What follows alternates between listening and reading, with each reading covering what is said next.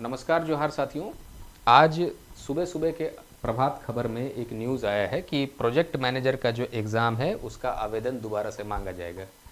ये उसी पेपर का एक कटिंग है, स्क्रीनशॉट है।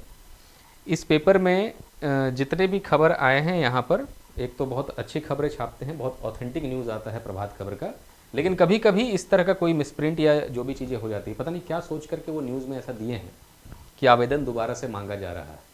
तो पहले इस खबर को समझना ज़रूरी है कि ये रेलेवेंट कितना है हमारे लिए।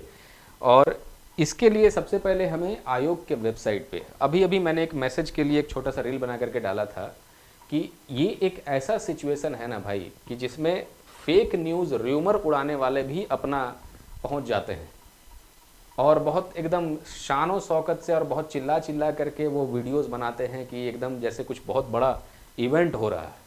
अरे ये तो भाई दुख का घड़ी है ना कि हमने इतना मेहनत किया, एग्ज़ाम कैंसिल हो गया, सबके लिए दुख का घड़ी है।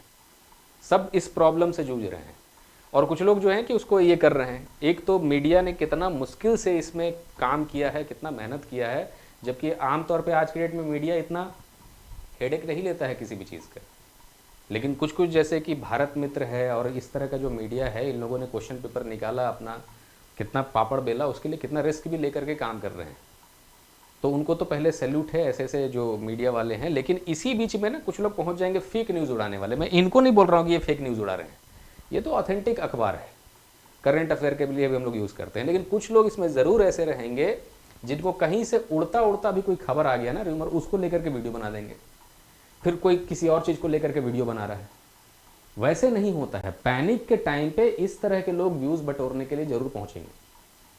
हमारा काम ये चीज़ देखना है कि भाई क्या जेपीएससी की ऑफिशियल वेबसाइट पे ऐसा कुछ इन्फॉर्मेशन एग्ज़ाम से रिलेटेड दिया गया कि नहीं। क्योंकि एग्ज़ाम से रिलेटेड जो भी इन्फॉर्मेशन वेबसाइट पे होगा उसी इन्फॉर्मेशन को अंततः वैलिड माना जाएगा। चाहे कोई कितना भी अखबार में लिख दे या कोई कितना भी टीवी पे चला दे, उससे कोई फ़र्क नहीं पड़ता है। ये तो रिपोर्टिंग है। जो भी खबर हमें एग्ज़ाम से रिलेटेड है वो आयोग के वेबसाइट पे देखना पड़ेगा। अगर उसके वेबसाइट पे वो इन्फॉर्मेशन दिया हुआ है तो हम लोग उसी के अनुसार काम करेंगे। तो अगर आपको मान लीजिए कि इसमें से कुछ परीक्षाएं जो यहाँ लिखा गया है, जैसे कि मान लीजिए 14th जेपीएससी सिविल सेवा रेगुलर परीक्षा स्थगित हो गया क्योंकि अब परीक्षा का तो डेट ही आ गया, पार हो गया। सिविल सेवा बैकलॉग वो भी स्थगित हो गया है। ये सब तो हम लोग स्थगित समझ रहे हैं, लेकिन इसमें एक जगह पे दे दिया गया है कि लिखित परीक्षा स्थगित है और पुनः आवेदन मंगवाए गए हैं। आवेदन मंगवाए गए हैं। तो इसके लिए थोड़ा सा हम लोग अगर आयोग के वेबसाइट पे चलें तो कहाँ हमें देखना चाहिए ये इन्फॉर्मेशन। तो पहला तो इसके होम पेज पे आप देखिए कि यहाँ जो ये चलता रहता है ना, जो इस तरह का टिकर चलता रहता है, कि इसके अंदर कहीं पर ऐसा तो नहीं दिया हुआ है कि एक recruitment regarding Jharkhand project manager और यहाँ पर आपको कुछ इन्फॉर्मेशन दे। तो पहले इस टिकर को चेक करना है, टिकर बोलते हैं इसको। तो यहाँ तो इस तरह का कोई इन्फॉर्मेशन नहीं है। 3 एग्जाम्स के बारे में लिखा हुआ है, जिसमें से 2 सिविल जज हैं और एक एग्जाम जो चल रहा है इस तरह के, वो है जेपीएससी सिविल सेवा मेंस एग्जाम। उसका कुछ ना कुछ रिलेटेड रेलेवेंट न्यूज़ है, आप सब इसको भी देख सकते हैं। तो हमें न्यूज़ को चेक करने के लिए इस जगह पे जाके देखना पड़ेगा कि जिसमें रिक्रूटमेंट वाला सारा का सारा कंटेंट होता है। तो इसमें अगर आप खोजेंगे तो रिक्रूटमेंट ऑफ प्रोजेक्ट मैनेजर यहाँ दिख जाएगा, बहुत छोटा छोटा दिख रहा होगा मेरे बोर्ड पे, आप इसको बड़ा करके देख लीजिए। ये रिक्रूटमेंट वाले सेक्शन में ही एग्जाम का डिटेल्स आप चेक किया कीजिए। तो यहाँ पे आते हैं प्रोजेक्ट मैनेजर में और उसके इक्विवेलेंट एग्जाम में। तो आप देखिए प्रोजेक्ट मैनेजर वाले जो एग्जाम के सेक्शन में सारे उसके जो उससे संबंधित नोटिफिकेशन है यहाँ पे दिया हुआ है। अब इसमें देखिए 17 जून 2025 से ये नोटिफिकेशन प्रेस रिलीज शुरू हुआ था, मतलब जिस समय कि इसका वैकेंसी वगैरह होगा उस समय से। जो नीचे लिखा होता है वो इसका लेटेस्ट स्टेप होता है। तो अगर लेटेस्ट स्टेप में भी हम लोग देखेंगे तो 8 जनवरी 2026, इसके बाद का कोई भी नोटिफिकेशन इसके ऊपर नहीं आया हुआ है। एग्जाम का डेट इसका पहले भी आया हुआ था, वो एग्जाम का डेट ऐसे ही आया गया हो गया, जेपीएससी ने उस पर कोई सुनवाई नहीं किया। ये मेरा जो सेशन है वो जेपीएससी के कारनामों के ऊपर नहीं बना हुआ सेशन है, उसके लिए मैं अलग क्लास बनाऊंगा। जो चल रहा है अभी इस तरह का जो जांच के नाम पे जो ये लीपा पोती और ये सब जो किया जा रहा है ना, इसको लेकर के मैं फिर से बनाऊंगा वीडियो। पहले देख तो लूँ आराम से, है ना। पहले मैंने बनाया हुआ है इस तरह का वीडियो। एनीवे पहले सब कुछ देख लेंगे उसके बाद चलिए स्टेप बाय स्टेप। तो आपको करना क्या है कि यहाँ जा कर के आप देखिए प्रॉपर तरीके से कि क्या कोई इन्फॉर्मेशन इस एग्ज़ाम से रिलेटेड आया है या नहीं आया है। अगर आवेदन मांगे जाएंगे तो यहीं पर एक प्रेस रिलीज आ जाएगा कि दोबारा आवेदन मांगे जा रहे हैं। तो खबर आप पढ़िए, बिल्कुल खबर पढ़िए, क्योंकि उसी से कुछ ना कुछ इन्फॉर्मेशन हमें मिलेगा, लेकिन उस खबर को आपको दोबारा क्रॉस चेक भी करना है एग्जाम से जुड़े हुए खबर को। बाकी जो मीडिया दिखा रही है उसके लिए मैं नहीं बोल रहा हूँ, और उसी चीज़ का मैंने रील डाला है, तो उसमें स्टूडेंट आते हैं, हम ही लोग को बोलना शुरू कर रहे हैं कि आप बताइए तो किस न्यूज़ को सच माना जाए। अरे भाई, वैसा कोई ज़रूरी नहीं है कि हर न्यूज़ गलत रहता है, हर न्यूज़ सही रहता है। न्यूज़ देने वाले ने अपना काम किया, वो हो सकता है एग्ज़ाम का एस्पिरेंट नहीं है, वो तो एक संवाददाता है। आप एस्पिरेंट हैं, आपको ना क्रॉस चेक करना है, एग्ज़ाम आपको देने बैठना है, तो उसको क्रॉस चेक कीजिए। हमारा दायित्व तो हम किसी मीडिया हाउस को खुश करने के लिए नहीं है, हमारा काम आपके लिए है कि भाई आपको ऑथेंटिक चीज़ पता चले, और जहां वो सोर्स है वहीं से पता चले, है ना। और वो मीडिया भी जो आज के डेट में मात्र 1 या 2% मीडिया जो है ना इस देश का बचा हुआ है जो सही से काम कर रहा है, और वो लोग होते हैं जिनको किसी भी तरह का आपका माने सहानुभूति और ये सब चीज़ के लिए नहीं वो लोग काम करते हैं। वो काम इसलिए करते हैं क्योंकि वो खुद ही उनके अंदर ऑनेस्टी और वो जमीर जिंदा है, इसलिए वो काम कर रहे हैं। तो किसी का काम मीडिया को खुश करने का नहीं, क्योंकि वो ऑलरेडी वो लोग अपना काम कर रहे होंगे, और जिसको बेचना है, जिसको खबर बेचना है, वो लोग भी अपना काम कर रहे हैं। ठीक है, तो कोई न्यूज़ ऐसा नहीं है इसके अंदर, मान लीजिए कि 99 न्यूज़ उन्होंने दिखाया, एक आध मिसप्रिंट हो गया या एक आध इन्फॉर्मेशन ऐसा हो गया, तो एग्जाम से जुड़ा हुआ जो इन्फॉर्मेशन है आपको क्रॉस चेक करना है। तो प्रोजेक्ट मैनेजर में अभी फिलहाल के लिए कोई ऐसा नोटिफिकेशन या इस तरह का नहीं दिख रहा है जिसके लिए ये बताया जाए, मतलब जिसमें ये बताया जाए कि हमें फॉर्म दोबारा भरना है। ठीक, तो ये तो हो गया क्लैरिटी कि भाई जो पेपर में आया है फॉर्म अभी भरने के लिए नहीं कहा गया है ना। दूसरा चीज़ कि अब ये जो प्रोजेक्ट मैनेजर का एग्ज़ाम है, आज का जो सेशन है उसका एंड रिजल्ट हमें कुछ ना कुछ कंक्लूड करके जाना चाहिए कि अभी क्या क्या हो सकता है और क्या क्या हमें करना चाहिए। देखिए, जैसे इसके में अगर हम लोग बात करें कि अभी क्या क्या हो सकता है एग्ज़ाम में, तो पहली चीज़, अगर एग्ज़ाम ये कैंसिल होता है, रद्द, अगर एग्ज़ाम कैंसिल होता है तो भी हमें कोई नुकसान नहीं है ना। एग्ज़ाम अगर कैंसिल हो जाए, क्योंकि ये एग्ज़ाम का कोई भी स्टेज जो है अभी तक हुआ ही नहीं है, ऑलरेडी पहले से एग्ज़ाम कई बार ये रद्द हो चुका है। रद्द का मतलब कि जैसे इसका परीक्षा की तिथि आई और वो तिथि अपने आप पार हो गई, जेपीसी को कोई मतलब नहीं, क्योंकि वो तो लगी हुई है अपने काम में ना, अपने सेटिंग में, उसको एग्ज़ाम से क्या मतलब है, स्टूडेंट से क्या मतलब है। तो ये एग्ज़ाम अगर कैंसिल भी होता है तो भी कोई फ़र्क नहीं पड़ेगा, क्योंकि कैंसिल होने के बाद ये दोबारा से री एग्ज़ाम इसका होना तय, री एग्ज़ाम तो होगा ही। तो अगर अभी जो 19 तारीख को एग्ज़ाम शेड्यूल किया गया था, मेरे ख्याल से 19 तारीख को इसका एग्ज़ाम है, तो 19 को जो एग्ज़ाम रखा गया 19 सितंबर में, उस दिन ना हो करके किसी और दिन ये एग्ज़ाम हो सकता है, उस दिन के हिसाब से स्थगित है। यानी कहने का मतलब सिंपली कि ये एग्ज़ाम पोस्टपोन हो चुका है। तो आपको तो कोई फ़ायदा नुकसान इससे हो नहीं रहा है, आगे बढ़ जाएगा तो थोड़ा सा फ़ायदा ही है कि भाई चलो और भी थोड़ा सा पढ़ के मजबूती कर लें, आंसर राइटिंग पे काम कर लें, तो थोड़ा सा तो फ़ायदा ही है। अगर ये एग्ज़ाम मान लीजिए कि इसका फॉर्म फिर से भराता है, फॉर्म फिलअप, अगर दोबारा से ये आवेदन होता है, ये भी एक पॉसिबिलिटी कि दोबारा आवेदन करा दिया गया, तब भी आपको कोई फ़ायदा नुकसान नहीं इसके अंदर होगा, क्योंकि फॉर्म जिनका पहले से फिलअप है वो तो फिलअप ही, वो लोग दोबारा से फिर से भर लेंगे उसी प्रक्रिया से, वही ऑफलाइन जाके जमा करना है इसमें, जो मैंने प्रिंट निकाल करके ऑफलाइन माध्यम में जाके दे देना है उसको, या पोस्ट से भेज देना है वहाँ पे।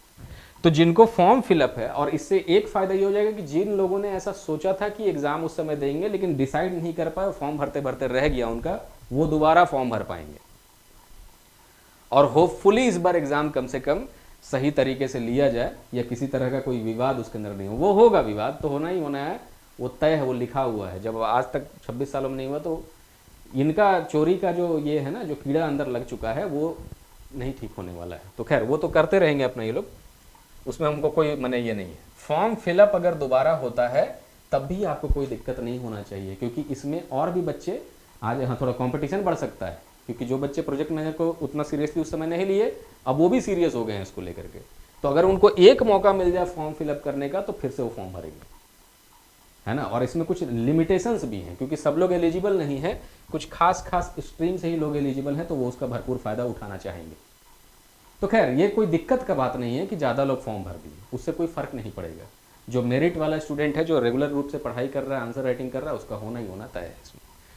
तो ये दोबारा से अगर फॉर्म फिलअप होता है तो भी कोई दिक्कत नहीं है, और इन दोनों पॉसिबिलिटीज़ के अलावा और कोई संभावना इसमें दिखता नहीं है, क्योंकि एग्ज़ाम हुआ ही नहीं है। ज़्यादा फंसे हुए कौन से लोग हैं? जो एफआरओ का एग्ज़ाम दिए हैं, एसीएफ का एग्ज़ाम दिए हैं, या सिविल सर्विसेज का प्रीलिम्स का एग्ज़ाम दे करके बैठे हैं, जिनका सिलेक्शन हुआ है। इन सब लोगों को ज़्यादा यहाँ प्रॉब्लम्स है। और फाइनली जाते जाते मैं आपको सिंपल सा एक चीज़ और बता दे रहा हूँ, जिससे आपको थोड़ा राहत मिल जाए इस सिचुएशन में, कि देखिए एग्ज़ाम रद्द और ये जो भी प्रक्रिया है कि एग्ज़ाम को कैंसिल कर देना या वैकेंसी को ही रद्द कर देना, ये जेपीएससी कभी भी कर सकती है। और सिर्फ जेपीएससी नहीं, इंडिया के जितने भी स्टेट पीसीएस हैं और यूपीएससी है या अन्य जो भी संस्था है, ये इनका एक लीगल राइट होता है कि एग्ज़ाम के किसी भी स्टेज में हम इस एग्ज़ाम को कैंसिल करने का उनका डिस्क्रिशनरी पावर है। हाँ, उसके लिए सॉलिड ग्राउंड होना चाहिए कि अगर मेंस का स्टेज भी हो गया एग्ज़ाम का, या इंटरव्यू भी कंडक्ट हो गया, ज्वाइनिंग लेटर इश्यू होने का मामला आ रहा है, उस समय भी एग्ज़ाम स्थगित हो सकता है। इवन आप ज्वाइन कर लेंगे तब भी एग्ज़ाम स्थगित हो सकता है। अब ये कब स्थगित हो सकता है एग्ज़ाम, और इसमें आप कुछ नहीं कर सकते हैं, क्योंकि ये एक लीगल उनका प्रोविज़न है। ये एग्ज़ाम कब कब स्थगित हो सकता है? जब इसमें नकल करने वाले, माल प्रैक्टिस करने वाले इंडिविजुअल आइडेंटिफाई नहीं होते हैं। जैसे जो आदमी इसमें सेटिंग, धांधली या ये सब कर रहा है, या जो स्टूडेंट इसके अंदर धांधली के फॉर्मेट में किसी भी स्टेज में उत्तीर्ण हुए हैं, उनका अगर इंडिविजुअल आइडेंटिफिकेशन नहीं होगा तब ये पूरा वैकेंसी रद्द होता है। लेकिन अगर मान लीजिए कि जेपीएससी का पीटी परीक्षा के बारे में बोल रहे हैं, अगर इंडिविजुअली आइडेंटिफाई कर दिया गया कि इतने लोग इसमें घुसे थे माल प्रैक्टिस से, तो सिर्फ उन लोगों के ऊपर कार्रवाई होगा, पूरा वैकेंसी रद्द नहीं किया जाता है ना। तो ये हमेशा ध्यान रखिए कि जब भी इस तरह का एग्जाम होगा जिसमें कुछ माल प्रैक्टिस हुआ है, अगर जो इंडिविजुअल इसके अंदर शामिल हैं, जिनके ऊपर 100% वो एविडेंस आ गया है, जिनका अगर वो चिन्हित हो गए हैं, आइडेंटिफाई हो गए हैं, तभी जाकर के ये एग्ज़ाम कैंसिल किया जाता है, पूरा का पूरा एग्ज़ाम का प्रक्रिया। और ये प्रक्रिया ऐसा है कि अगर मास में इस तरह का मान लीजिए कि आइडेंटिफाई नहीं हो पा रहा है, तब जाकर के पूरा का पूरा एग्ज़ाम कैंसिल होगा। चिन्हित हो गए तब तो बच गए, एग्ज़ाम कैंसिल नहीं होगा, सिर्फ उन पे कार्रवाई होगा। और जब ये पूरा का पूरा एग्ज़ाम स्थगित होता है, तो ये चाहे आप अपॉइंट क्यों नहीं हो जाइए, तब भी एग्ज़ाम स्थगित हो सकता है, वैकेंसी रद्द हो सकता है। हाँ, उस समय आपके पास ये अधिकार रहेगा आर्टिकल 311 के अंतर्गत कि आप एक गवर्नमेंट सर्वेंट हो चुके हैं और आपके भी कुछ अधिकार हैं उसके अंदर, आपको सिक्योरिटी ऑफ टेन्योर मिला हुआ है, उसके आधार पे आप अपना केस वगैरह लड़ सकते हैं। लेकिन अभी जब तक आप एस्पिरेंट हैं, जब तक आप गवर्नमेंट सर्वेंट नहीं बने हैं, तब तक आपके पास कोई भी प्रॉपर तरीके का अधिकार नहीं है, तब कुछ नहीं आप कर सकते हैं। एग्जाम रद्द होगा, मेंस के बाद भी रद्द हो सकता है। तो रद्द होने को लेकर के और दोबारा से री एग्जाम होने को लेकर के हम लोग कुछ नहीं कर सकते हैं, ये एक किसी भी कमीशन का अपना डिस्क्रिशनरी पावर होता है। तो आपके लिए क्या ऑप्शन बचता है? प्रोजेक्ट मैनेजर वाले के लिए तो कोई चिंता का बात नहीं, आपका सिर्फ थोड़ा सा माने मान लीजिए कि उसमें 1-2 महीने का समय बर्बाद हो रहा है, एग्जाम तो होना तय है, एग्जाम होगा ही होगा। तो आप अपना अगर तैयारी कर रहे हैं और आपका तैयारी अगर ये, तो इन सब बातों पे ध्यान मत दीजिए कि कौन कहाँ अरेस्ट हुआ, कौन कहाँ इंक्वायरी हुआ, ये आपका काम नहीं।